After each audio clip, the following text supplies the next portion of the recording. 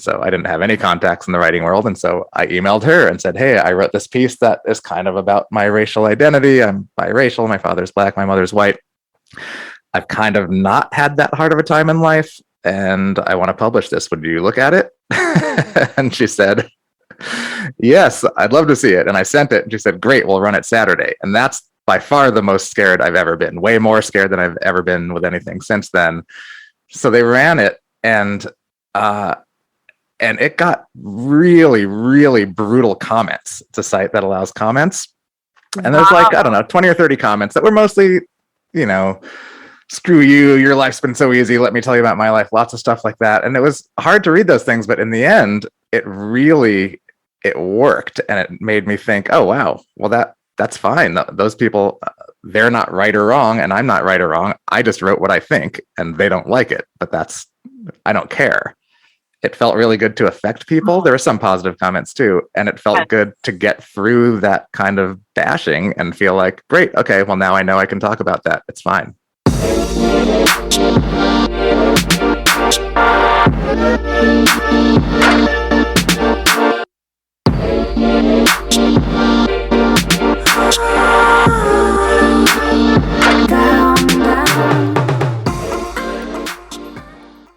Welcome to Why Not Both, the podcast all about how our multiple passions shape our identity and our lives.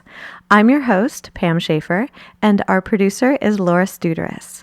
This season, we are brought to you by Under the Radar magazine. If you like what you hear, you can head over to our Patreon to support us directly and get transcripts of all of our episodes, or you can come hang out with us on your favorite social media platforms, where we can be found under WNB the podcast. For this week's episode, we got to spend time with Nabil Ayers. I hope that you enjoy our chat. Well, welcome to Why Not Both. Thank you so much for making the time to hang out with us. Thank you. I'm excited to be here. Yeah. I don't know if your publicist shared the conceit of the podcast, but it's essentially like we love to talk to people who do a whole bunch of stuff, and like, right. You do a whole bunch of stuff. It's true. And not only did they share, but I listened to the dizzyingly episode today, which was great. Yeah. That makes me so happy. Yeah. Oh, what, I guess, like, what impression did you get about hearing them speak on the pod? Like, I mean, it's funny because the whole story is that I worked at 4AD for 13 years, and just a few weeks ago, I moved into the Beggars Group. So it's a totally different job, but it's in the same building with the same people. So when I say we now, it feels strange to me, but it's still we. But 4AD started working with dizzyingly, and so we've never met in person. We've been on a couple Zooms. So in a way, it felt like an extension of my limited conversations, which was really cool. It felt like, oh, wow, I get to really learn more and hang out and spend some more time. It felt sort of personal in a weird way. I think that's why I chose to listen to that one. Oh, that's really lovely. Yeah, it was cool. And that's so interesting, moving from like one group to the other. Like, what was your role in 4AD, and what's like your new role with Beggars Group? So I was the U.S. general manager of 4AD. So I worked specifically for the one label, whereas the Beggars Group is made up of 5 separate labels: Matador, Rough Trade, XL, Young, and 4AD. So I only worked on 4AD stuff and worked very closely with those artists and their teams. And now I'm the president of the Beggars Group in America. So I oversee a lot more people. There are a lot of people who work for the group rather than the labels. And it becomes hard to explain, but really the group sort of services the label. So all the A&R, all the signing of the bands and making the records and all that stuff happens at the label level. I think a lot of people will say like, oh, wow, Beggars is going to sign this band. What label are they going to be on? But that never happens. Individual labels sign bands. And when it gets to the point where the record is getting ready to come out, or the single or whatever it is, that's when the group staff who do things like radio and marketing and advertising and all the backroom accounting and production, all that stuff, those are all group people. So I oversee the group. So in a way, I'm a big step removed from artists and A&R and all that, and work more with all the people who work on all the records. Wow. How does one oversee all of that? And did you start off doing kind of more of the granular things that you're describing, or like, yeah, I was like, tell me more. Right. I think, 4AD, my role there was pretty overseeing, whereas to say I was never doing anything specific like that. I wasn't doing press or radio. I think weirdly what's helped me with all that is doing my own small label. I started a label called the Control Group in 2002, right? Because it's 20 this year, which is crazy. And that just remains a relatively small passion project. I put out albums I like by people I like, and it's fun, and some do well and some don't. And hopefully it balances out. It's always been just me. Occasionally I'll hire a publicist or hire someone to help with a project, but it's really just me. And I did that before I started working at 4AD. So I think I already knew a lot about not only all those departments, but even the more mundane, how to get UPC codes and ISRC codes and all, how to literally do everything, because if you can't afford to hire people, you figure out how to do it. So, Right. so I kind of came to it from that. So at least I have an understanding of what everybody does, even though I'm not doing everything. Yes. And I'm so glad you said that. That's why I was so curious about it, is that oftentimes I'll run into people who will not have had that experience. And so then when they're delegating or trying to organize things, if you don't understand the task necessarily that you are delegating, things can go awry, is how I nicely put it. That makes sense. They can, yeah. That's wow. Gosh, and that's so sweet that you got to actually talk to Anjali. I mean, like, how much interaction do you find that then you end up having with the artists that you end up? That's interesting to think of, like the pipeline of how they move through that. I was like, how much interaction do you have with the artists? Right. It really depends project to project. So, a New York-based artist, where in New York, we might see them all the time and go to every show and hang out and go to other shows and go when they play on Fallon, all the things, all that stuff. Whereas, say, a London-based artist might do the same thing with the team over there, and we might only see them when they come over once or twice a year to play a show or something. But it really, there's no set rule or pattern. It just kind of depends on, it's case by case, which is fun. And some things can get super deep in and other things not, and it's okay. Yeah. I guess, like, what inspired you to start doing that work? A lot of people I find aren't necessarily drawn to the business of music, but the people who are like, it's almost like people who like, I personally like synthesizers. It's like, if you're into, as do I. Yes. I was just like, I know my camera is angled right now, like there's the piano behind me, but I'm like low key, I'm just like, so the synths are over there. I've got a little OP1 sitting right here in front of me. It's so fun. OP1. Yeah. Oh, it's like, I find the people who like the technical stuff, like, really like the technical stuff. Right. But I mean, I think about this a lot because I guess people have asked me that a lot. I started out literally as a baby, just super into music, surrounded by music, musical family, music always on in my house, like really, literally completely surrounded by music, and loved it always. And I think the first record I bought, I'm a child of the 70s, so it was Destroyer by Kiss, which is, still a great record to me. That's the first record I remember going to the store and buying with my own air quotes money when I was 5 years old. Yeah. And we had a lot of records at home. I grew up with my mother, and she was super into music, and she was a dancer. And so I started to notice that there were record labels on the backs of these records, and different logos and things on the centers. And I definitely didn't understand what they were, but I remember thinking, oh, interesting. This Kiss record has that same Casablanca logo that Village People record has, because I like them too, because I was a child in the 70s. And so that's the earliest memory I have of some realization that there is some business connected to it. Even though it didn't really tell me anything, it did tell me something. Mm-hmm. And then I just it came kind of naturally. I was always trying to start bands. I played drums and had terrible bands in grade school where I just got two friends, maybe one of them was learning to play guitar and the other one claimed to be able to sing, and we would put on a concert.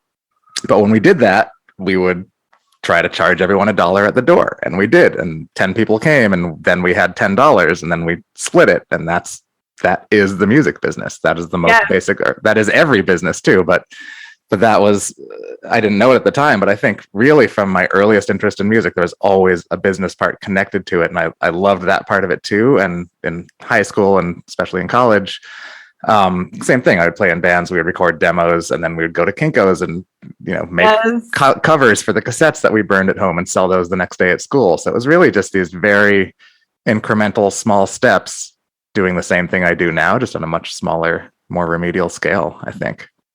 Well, and thinking about that in terms of like identity formation, it sounds like from a very early age, you kind of knew like, okay, I want to be in this lane.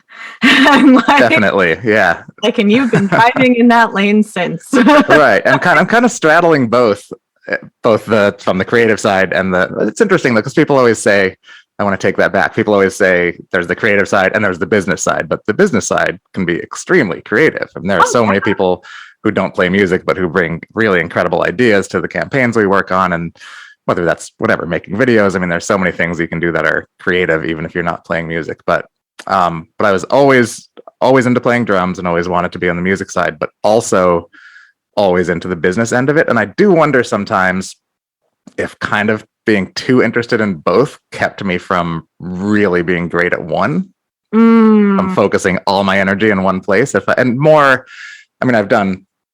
the president of a record company now. It's great. I'm thrilled. So I guess really it makes me wonder if I should have worked more at playing music. And but I don't necessarily think it would have made me happier, even if I had sort of an equal level of success, whatever, if I were in, some huge band. Right. I would have liked that, but I think I did the right thing, but I do think along the way there definitely had to have been a decision to go in the direction I'm going in. It was probably in my 30s when I didn't want to tour anymore, which is when a lot of people have that realization.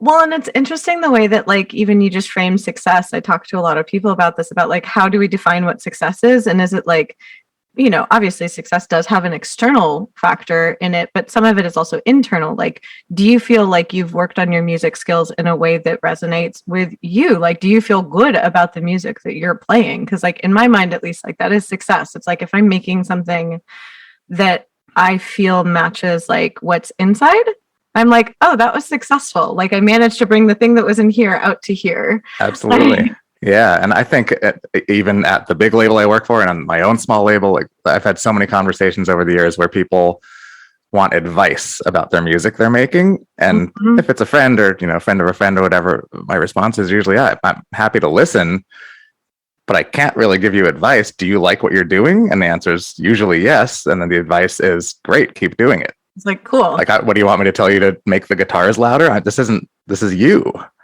I could tell you what I like, but that doesn't mean it's going to work any better. It might work worse if I tell you to do something. It doesn't work that way. You should just do what you want to do, hopefully get better at it, put it in front of people, and hope that you get lucky. I mean, that's both happily and sadly what kind of creative enterprise is in a lot of ways. Yes.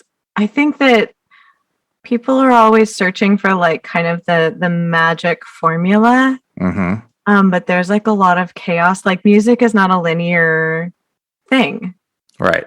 Like most fields, you're like, I do A, B, and C, and then I get to step D. Mm-hmm. Music, you're like, I did A, B, and C, and music is like, cool.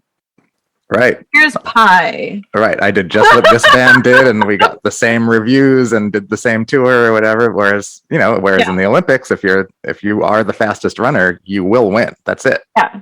No one gets to decide if they like you or not. Yeah. Yeah. And I love what you said about like that you could give advice, but it would be subjective advice because like, I don't know, has anybody given you advice from outside your music that like then changed the way you saw your music and enhanced the way that you made music? It's hard because the way for me as a drummer, I mean, I always joke that I play couch guitar. I've never really played guitar. I play guitar for fun, but in the bands I was in, I was always the drummer.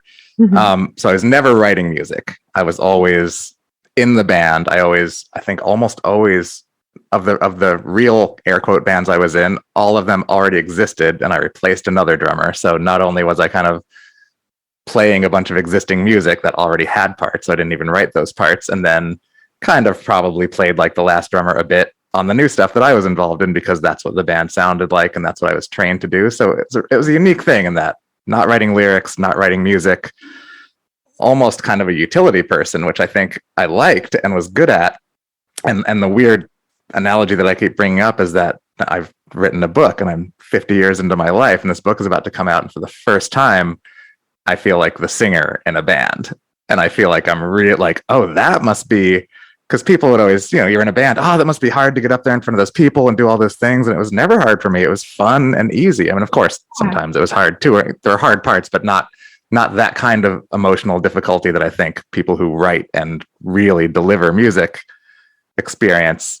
But now I get it. Finally, for the first time, it's like, wow. And I can't even look back and see the drummer or the bass player or somebody else. It's just me. That's someone said to me, they're like, singers always are like, can I get a little more meat in the monitor?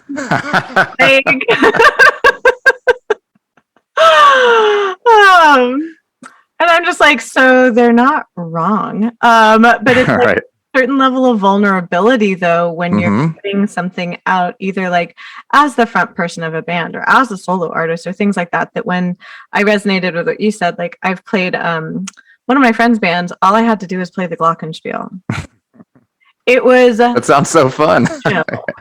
It was great. Like, and so it's like that kind of like band gig where you're just like, oh, this is wonderful. Like I am getting all the accolades, and you're really putting in the hard work. Right. But it's so different when you put out your own voice, and it's like you are making yourself vulnerable. And I guess, like, how does it feel now? Like looking back and being like, wow, this is the first time I'm doing this. I guess, like, what are you looking forward to now that you are sharing this? Yeah, it's not really out in the world yet, so it's still hard to say. But I did take some sort of, I got my feet wet, so to speak. I mean, the whole writing thing came very late to me. I mean, 5 or 6 years ago, I just for some reason started writing, and I really don't have a good reason. And I mean, what actually happened was that I played in a band in the 90s where we got caught in the desert with a bunch of pot and went to jail. And it was a crazy story with handcuffs and felony charges and all this stuff. And it was a really long, wild story with tons of ins and outs. And we got off. We didn't go to jail. And I've told the story so many times. And so it remains really, really fresh in my memory. I can remember what things smelled like and what the handcuffs felt like and all these things. And so I was on a flight to London, kind of bored, and just decided to write it, not to try to publish it, not even for anyone to see it. I just, for some reason, thought it would be fun to document this. And I have 7 hours and I'm just going to start typing on my laptop, and did it. I mean, I'd taken some writing classes in college, and I remembered the advice with something like that. Just write as if you're telling the story. Don't think about that anyone might ever see this. You have the power to decide if anyone ever sees it. So just write as if no one's ever going to see it. You're just doing this for yourself. And I really just flew through this on this flight. And then once I got to London, was able to start looking things up online that didn't really exist online then. So I was finding dates and places and tour dates and all these things connected to the story. And at the end of the trip, I'd written like 80 or 90 pages. It was really crazy. Oh my God. And it wasn't good, or I mean, a lot of it was just like, talk about this, some of it was really scattered and crazy, but but whatever it was convinced me that I had a new interest, was really what it did. So I took a memoir writing class and started thinking about more things, and wrote some short fun things about, I used to own a record store in Seattle, and the first thing I published was we sold the store to a customer, and it was really great vibes. And so I wrote this kind of story about the early years of the store and published it in The Stranger in Seattle, and it was great, and that was really fun. And a couple more things. And then my girlfriend at the time, now my wife, she's the one who really kind of challenged me. And she said, look, you need to, like, this is great. This is really fun. You can write about your bands and your record store, but what you need to write about is your father and your race, because that's what interests you. And that's what's going to interest other people. And that scared the shit out of me, because that was like, I know you're right. And that's a scary thought. That's vulnerable. It's more vulnerable than I got handcuffed in the desert and I owned a record store, which was fun and great. But so what I did is I wrote this piece for The Root, which is this Black culture website in New York, this great site. And well, actually, I just wrote it and I pitched it to them, and only because it was so easy to pitch, because the editor's email address was sitting on the masthead. And so I didn't have any contacts in the writing world. And so I emailed her and said, hey, I wrote this piece that is kind of about my racial identity. I'm biracial. My father's Black. My mother's white. I've kind of not had that hard of a time in life, and I want to publish this. Would you look at it? And she said, yes, I'd love to see it. And I sent it, and she said, great, we'll run it Saturday. And that's by far the most scared I've ever been, way more scared than I've ever been with anything since then. So they ran it, and it got really, really brutal comments. It's a site that allows comments. And there's like, I don't know, 20 or 30 comments that were mostly, screw you, your life's been so easy, let me tell you about my life, lots of stuff like that. And it was hard to read those things, but in the end, it really it worked, and it made me think, oh wow, well that's fine. Those people, they're not right or wrong, and I'm not right or wrong. I just wrote what I think, and they don't like it, but I don't care. It felt really good to affect people. There were some positive comments too, and it felt good to get through that kind of bashing and feel like, great, okay, well now I know I can talk about that. It's fine. And so that was the weird, yeah. That's almost like the worst thing that could happen technically is like if someone's like, I don't like what you did, and someone didn't like what you did, and you're like, oh, I live to tell the tale. Right. It's also just kind of like the whatever, my guitar should have been louder analogy. Like it's all opinion. Yeah. And it's all subjective. And you put out something vulnerable, and I want to commend your now wife. Like, what a good partner to point out, like, yeah, hey, this is the thing that actually people will probably react to and communicate with you about, because this is something that people care about. Like, that's the kind of outside perspective thing, but also that can only come from someone who genuinely knows you well. Right. Of course. Yeah. Like the gem within you that people are going to respond. And that's fascinating also, that it opened up a conversation, both positive and negative. Like, I don't know about you, but if I make something, it's not that I want people to dislike it, but for me, the worst reaction is honestly, oh, cool. Totally. Yeah.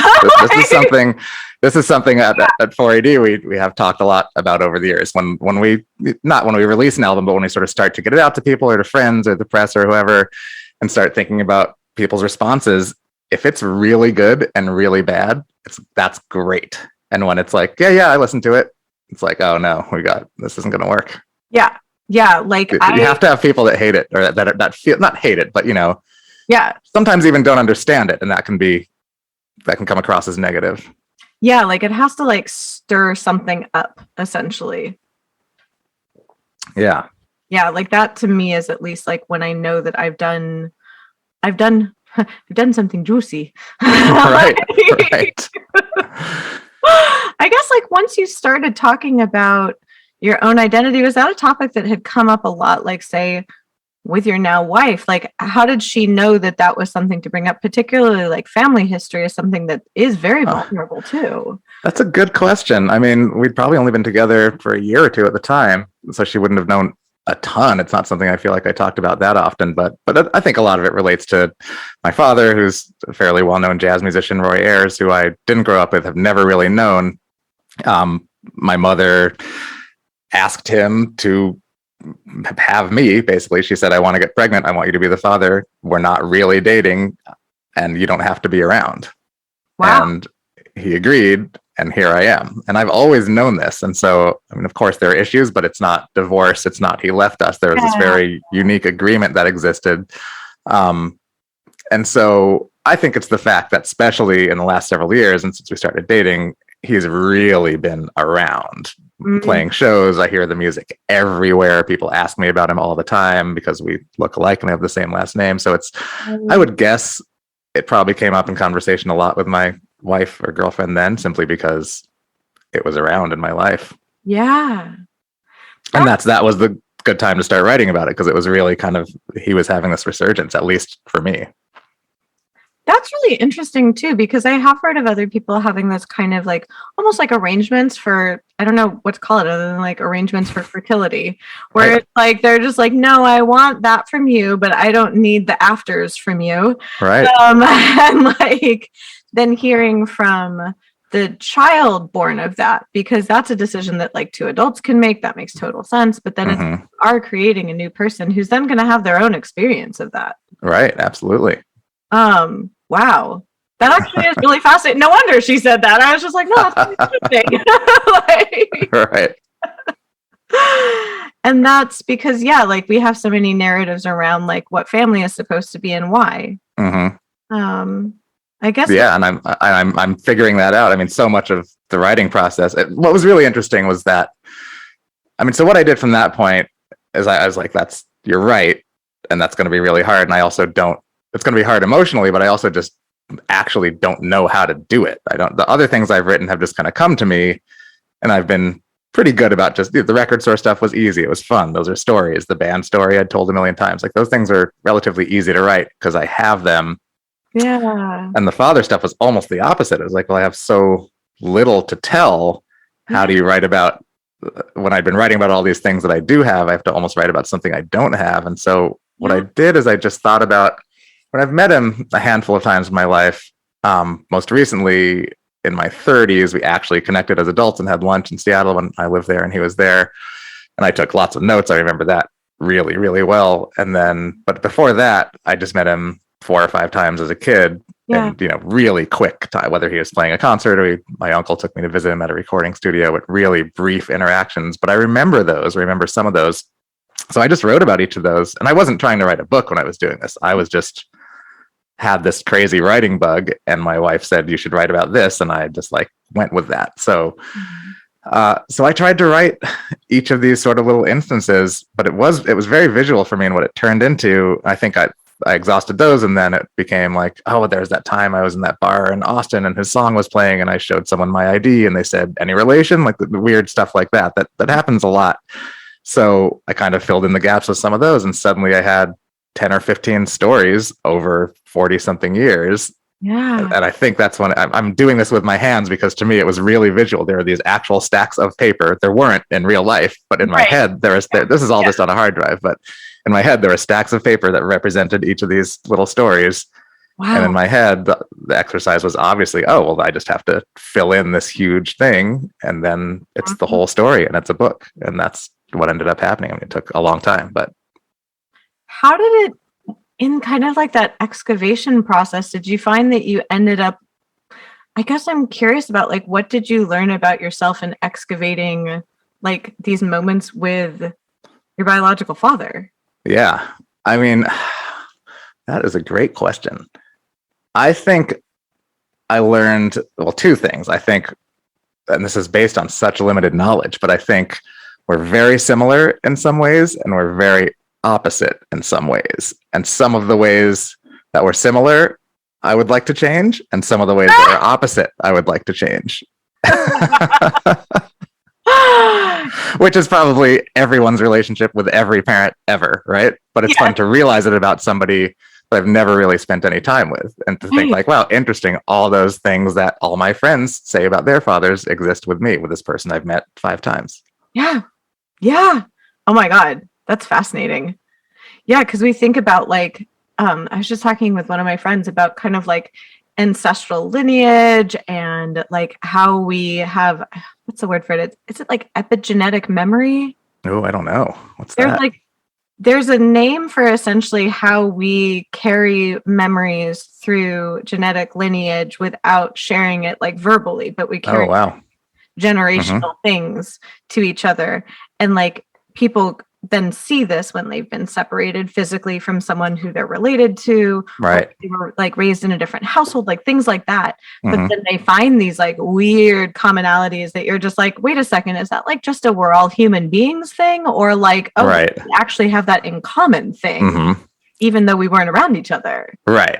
I mean, the craziest thing is this is common. This is something you hear all the time. But when we finally sat down to have lunch in Seattle and we were across from each other, just the mannerisms and the laugh and certain things, it was just mind-blowing to watch this. It's this is crazy. This is really looking into a mirror. I had no idea that it would be like this.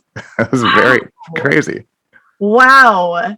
And I guess what did the rest of your family think while you were working on this? Did they share any thoughts with you about Oh yeah. My mother shared lots of thoughts. I'm really close with my mother. She lives up the street in Brooklyn. I'll see her this weekend. That's great. And we grew up together, really just me and her. So we're super close.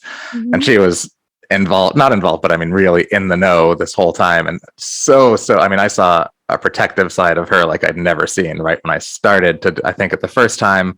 I mean, basically I was in my mid 30s and he would come to Seattle and perform once every year or two, it seemed like. And I just never thought of it. I always knew I owned a record store. I was in music. I would see his name and I would think, oh, that's cool, whatever.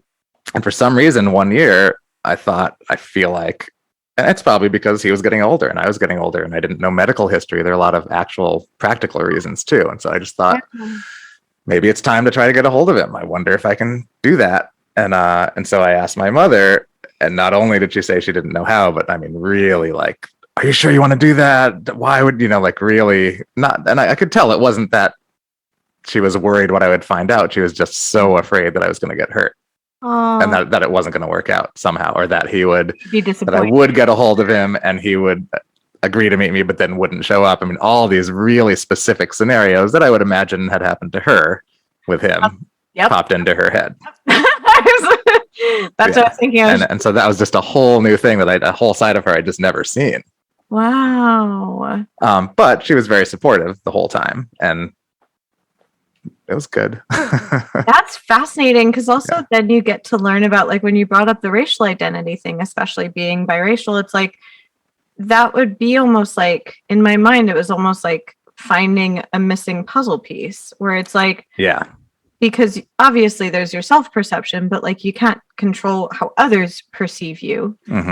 And like several of my friends that I've talked to who are biracial talk about how, especially if they're raised in like a household with like primarily one race of people or the other, like you take on obviously the traits of that, but then people perceive you differently. Right. And so I have a white mother, and my first record was a Kiss record. So my dad might be black. But... so it's like, yes. Although this is what I do talk about this in the book, but there definitely was something about Kiss. I mean, we listened to tons of Stevie Wonder and Roberta Flack and so many black artists when I was a kid as well. But there was something about Kiss that was interesting to me. And I knew they were white, but I liked that you couldn't tell what they looked like, and they kind of could have been anyone, even though I knew what the deal was. But there was something. It was the idea that I could put on a Kiss outfit and I could be in Kiss. Right. I couldn't be in the Beatles. I couldn't be Stevie Wonder. But I could be Kiss if I did what they did. And I really identified with that weirdly. I like how I'm like, you could also be in Guar. No one would know. Right. Any costume band, really. Just like... That's fascinating, though, because there are artists that like transform their identity like over time. Like I was thinking of Bowie, but like Bowie's always Bowie, which is Bowie in different, Bowie iterations. But like to identify with artists that like really do just become in some ways not anonymous, but like they kind of transcend, this is my personal identity. Right. That's really interesting. Yeah. Yeah. And even when you were talking about like getting like handcuffed and arrested, like I personally was thankfully not arrested, but was harangued by the police in Texas because I was with, it's really funny. It was like 10 years ago. I was with my friend Micah, who's Willie Nelson's youngest kid, because we were driving to South by, because we were all playing together.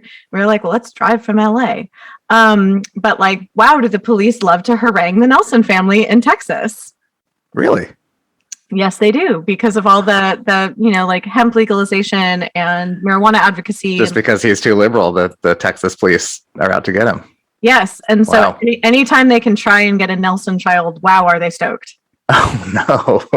So like literally it was like me and my friends, and like he had his van, and like we didn't have anything on us, but definitely that was the only time I had ever been like really just actively stopped by the police. Right. Yeah. Like they wanted to stop you. They wanted to find something. Yeah. Yes. And so I was thinking about the perception of like me being in that situation versus you being in that situation. Because for me, it's like, okay, tiny, like white Jewish girl from LA, but it's the Nelson family, let's try and arrest them. Right. But that's a very different perception than someone perceiving you. I was talking to someone else about this, like perceiving you as black, even if you're like half black. Totally. Right. And then and my name always comes into play in a situation like that, where they're looking at your ID, and that I think makes me potentially more threatening, and even a different way. I mean, it's a Middle Eastern name, which has its own baggage. So a lot of the time people just can't tell, what my background is. But yeah, it's obviously not white, especially when you get to the driver's license. So that's in every police run-in, I say that as if there'd been a ton. I think there haven't been that many. That's the only time I was ever actually arrested, and we got off. I have no record. But in that one, of course, we were in the desert in the middle of Utah, and this was like, guys in fatigues and dogs. It was terrifying. It was really crazy, and it was fine. Oddly, they were very friendly. We had to go to jail. We had to do all this stuff, but they treated me the same as my white bandmates, and we were lucky. I was lucky. I was gonna say, like, I'm glad that is what happened, as opposed to really anything else. Yeah. And I'm curious, was that something that people were writing to you about when you did start publishing about this? Because you have that experience of like that liminality, but I'm curious if some of the people who wrote back to you either like didn't have that experience of the liminality or like, I guess. Yeah, there was a lot of that. I mean, there were such quick comments, they're internet comments, and none were very long, but it was really, I mean, they're all still there, I think. But the gist of the bad ones was, lots of, you're not black, this is bullshit, your life's been easy, why are they even publishing this in the root, all those kinds of things. Wow. Yeah. Wow. Yeah, like thinking about that, of like, one of my friends called it the oppression Olympics. Where I was like, I'm oppressed. Like, no, I'm like more oppressed than you. And like, it's about acknowledging, like, yes, we all experience different layers and levels, and like privilege is not a bad word. It's an acknowledgement of like a circumstance that you might have had that's different than someone else's. Right.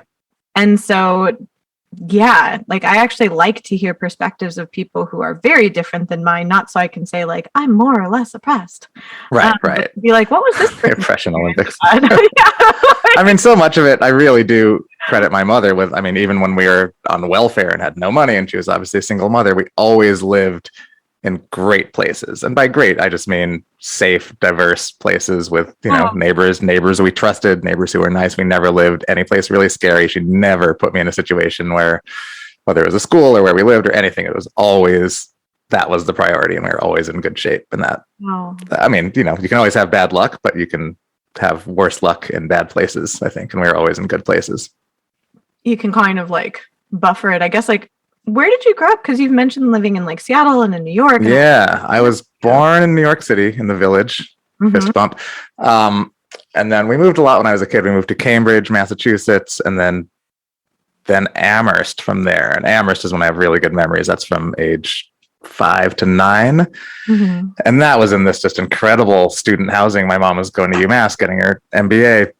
And we lived in this family housing development that was part of the university, and it was like 200 something families, and it was really, I mean, crazy diverse, like truly diverse. So many biracial kids, so many kids without fathers. Like there's nothing even unique about me, let alone weird. I was just like a kid in the neighborhood, and all my friends were like that. And then we moved back to New York. I did 5th grade here, and that was similar. I mean, just as diverse, obviously a lot fancier. And I went to like this fancy private school on a scholarship in the Village, which was great. Then we moved to Salt Lake City from New York, and that was a world of difference. And I think so much of why it worked and why I actually love living in Salt Lake, I was there from 6th grade through high school for 7 years and really, really liked it and spent a lot of time defending it. I think those first 10 years and having that base and sort of being able to build confidence of just being a normal kid to then be 10 and get thrown in someplace where you could be different. I think it would have been different if I had come from 10 years of always feeling different and then going to Salt Lake. Right. But I kind of didn't allow it to affect me in a weird way. I think some of it is that Salt Lake is actually, it definitely was then, a really, really friendly, accepting, great place. That's part of it. And the other part is that I think I just came in not acting weird about it. I'm just here. Yeah. Well, it sounds like you had that kind of like base of resilience and confidence, and it sounds like your mom provided that for you as well, which I'm like, excellent work. But it's like when you go into a situation with, if your baseline is like that you are treated like everybody else, if someone doesn't do that, instead of being like, oh no, like I'm bad, your reaction might be like, what are you doing? Right. Yeah. Like instead of like internalizing it, you might be like, no, what's wrong with that person? Yeah, absolutely. That's fascinating. And like, how did that then inform, like when you were writing, like having moved around that much, like geographically, did you then find out more about like the other side of your family geographically? Because where we are does affect us, I would imagine. Yeah. I mean, I found that out much later. I mean, that was the crazy timing of everything with writing the book, is that right around the time I started to write about my father and about my life, all these things started to happen. And I guess in some way, I was also exploring and digging and maybe causing some of them to happen.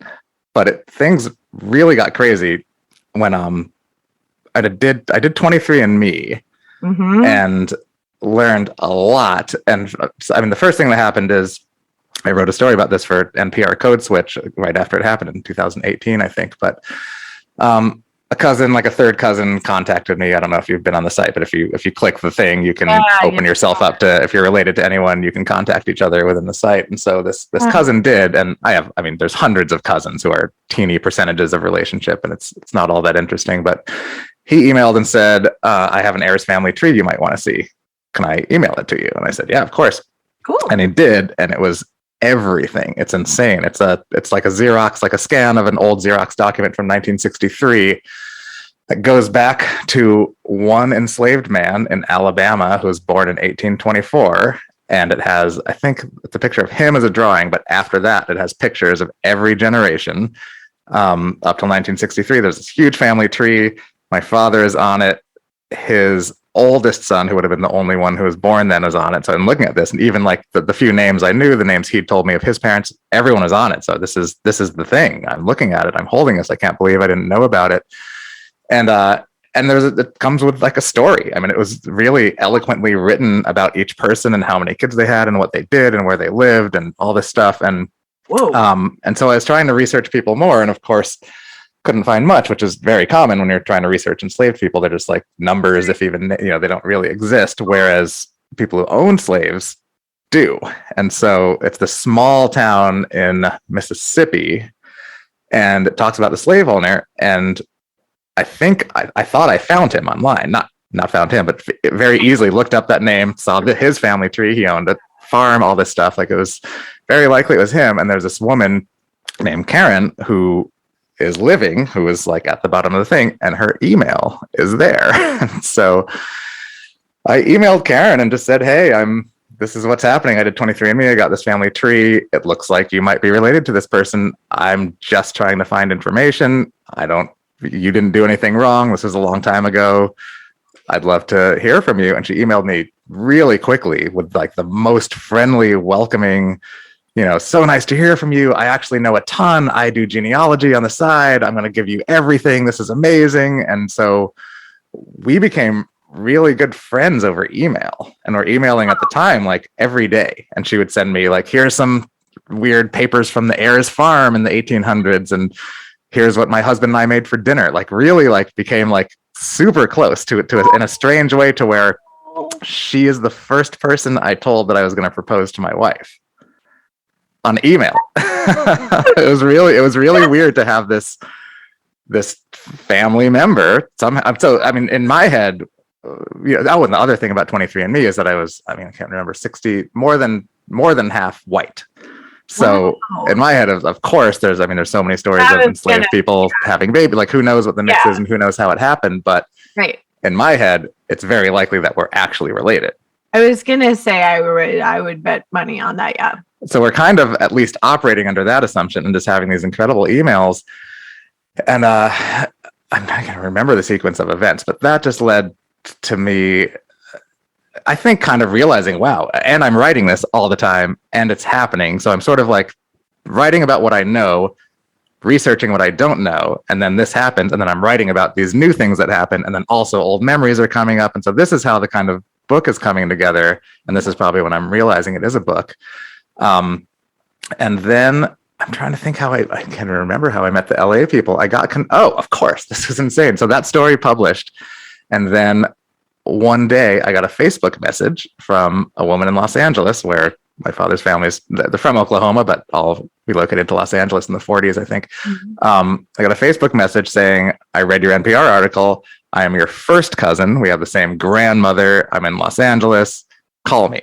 Wow. And had this incredible call. This is my first cousin, this incredible call with her and her family on speakerphone. And a lot of this is also connected to the fact that my father, while we had that great lunch in Seattle, that was kind of it. It's not, he didn't say, don't ever call me again. He just kind of faded away. And I think that's just who he is. It never felt mean. I think he's just whatever. He's who he is, and I'm not part of it. And that's always been the deal. And it's okay. But I think that opened up my need to find more. And suddenly I was finding it. So at the end of this first call with my cousin, she says, oh, and you need to call your aunt. And I thought, I knew about my father's 3 sisters, but I thought they were all dead. And she said, no, there's still one who's alive. Here's her number. Call her right now.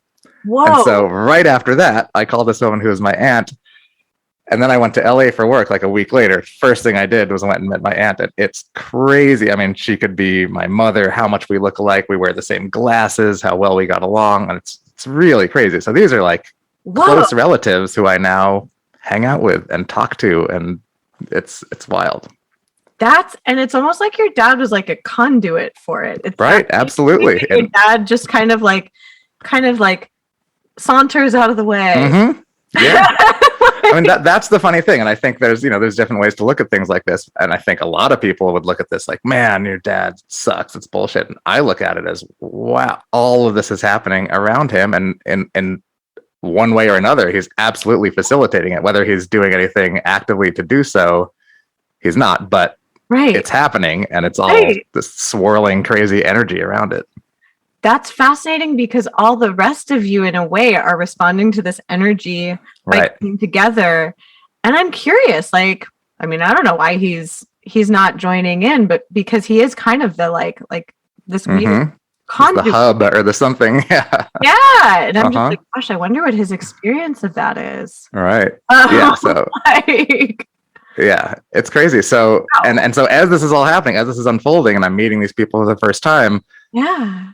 I'm writing about it, and it was getting to the point where so much kept happening that it was almost, I mean, it was amazing. All of these things were incredible developments, but my book was, I mean, we'd done the book deal, everything. I was done. And then something huge would happen, which I won't give away. And I'd call my editor and be like, oh my God, I have to write another chapter and we have to change because something just happened. It was really crazy. No spoilers, but. So it's all like really happening in real time as I was sort of writing about it and researching it. It was such a crazy just storm of stuff. Wow. And was that happening? Like, were you composing all of this and collating all of this, like during kind of the, gestures to the chaos of the last 2 years? Was that during this time that you were doing that, or was that prior, or both? Before and during. I mean, I think that the crazy development was summer 2020. Gotcha. So that, it was definitely still happening then. Wow. Yeah. I mean, that was a good inflection point of things I feel like since then it's like things have like taken a turn and we're still turning. Yeah. Nobody knows what's happening. No one knows what's going on. And I think like that was when everybody was just kind of like, so we know that everything that we've been doing up until this point, like low-key doesn't work, right? We haven't quite figured out what to do next, but we've well established it is not working this way. Right. I know. That's 2 years, right? God. Yep. That's, oh my gosh, that is how fascinating to be able to kind of live in the art that you're creating too. Like that's so rare that gets to happen. Yeah, it was and continues to be really exciting. It almost felt like I was like sort of feeding this thing and then it would feed me back twice as much. Like it's very visual, but like it just kept this loop. And I mean, sometimes I would, I'd go with my aunt. We went to the cemetery to visit my grandparents' grave, which was incredible. And then I just went straight home and type. It was all just trying to remember everything and what it felt like and everything. It was almost like I was a reporter, but it was like I was a reporter of my own life.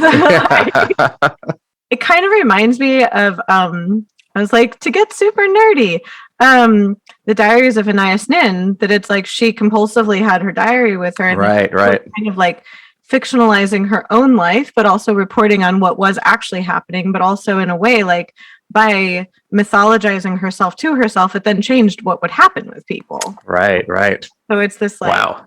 Yeah, that makes sense. And I guess, I think, I mean, the more I sort of took risks, and whether that be emailing Karen, which is obviously a huge focal point for everything in my life, but things like that, and then having it work to a degree where it's like, oh, wow. And that turned into me meeting all these new people. So that made me so much more likely to do whatever the next thing was, to try to continue building it. And it just kept working.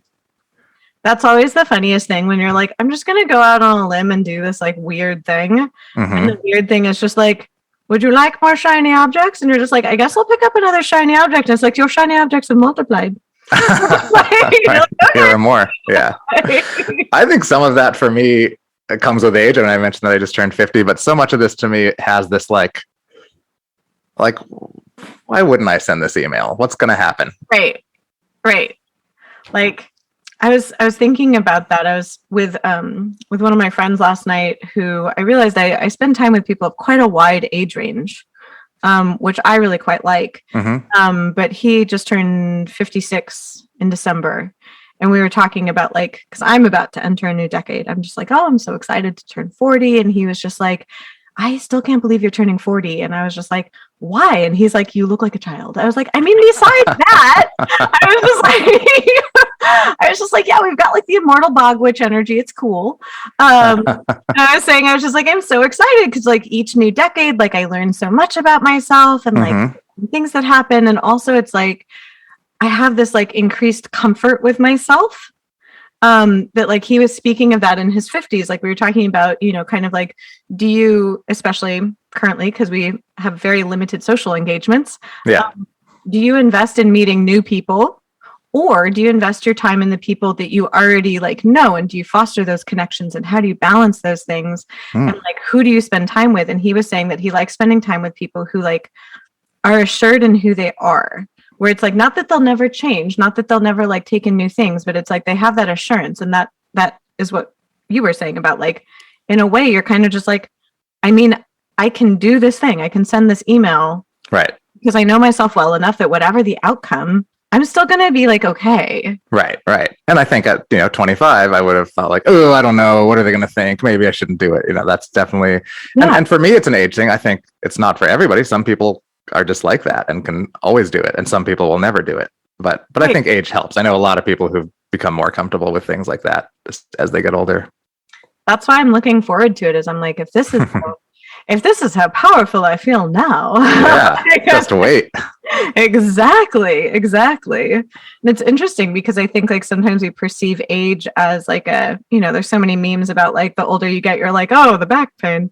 But it's like we downplay the fun stuff that comes with it, as like, oh, you become relatively like kind of fearless. Yeah. And much smarter. Oh yeah.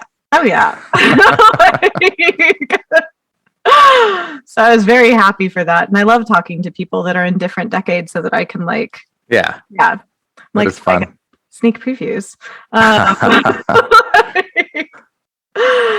guess, what are your hopes for when people like read this? Because you have connected with people through your writing, it sounds like, in different ways. And what are your hopes when people read this? I hope it makes people think. I mean, I know I'll get reactions that are good from people I know, and hopefully people I don't know. I know I'll get reactions that are bad, but I hope some people are able to just it's not a self-help book by any means. It's just a book about my life, but I hope maybe someone will see some parallel and maybe it'll help them through something. Maybe somebody who doesn't know their father, or someone who's biracial, or someone who has some similar thing that could be seen as a problem or a negative or a handicap, and figure out how to use it as more of a positive thing. Yeah, like kind of, I guess, how to navigate someone's identity. Like, that's a better, shorter way of saying what I just said. Yes. I have unfair advantage. I was listening to you and collating my mind. I was like, I'm gonna write that down. Yep. I was like, do not fear. I can only be concise when I'm listening to others. When I'm generating it myself, it's like, and then for all these tangents. Right. Yeah, you're in the power seat. Exactly. No, I'm really excited for people to be able to read that book, and thinking about just people sharing their stories. Like when you said it's not a self-help book, but it's like when we hear other people's stories, it helps us understand our own stories a little better. Right. Exactly. We also have like empathy for ourselves and others, I guess. Yeah. Crazy thought. Oh, well, thank you so much for making the time to come and virtually hang out in. Of course. It's been great. It flew by. Thank you again for listening to this episode of Why Not Both? If you liked what you heard, please make sure to like us and subscribe to us on your preferred podcast platform. You can also come hang out with us on social media. We are at WNB the podcast, both on Instagram and on Twitter. This season, we are brought to you by Under the Radar magazine. Under the Radar is a nationally distributed print, music, and entertainment magazine and website. You can find them at www.undertheradarmag.com and feel free to support them on Patreon. Extra special thanks to our producer, Laura Studeris, who is literally a rock star. Thanks again, and I look forward to seeing you next episode.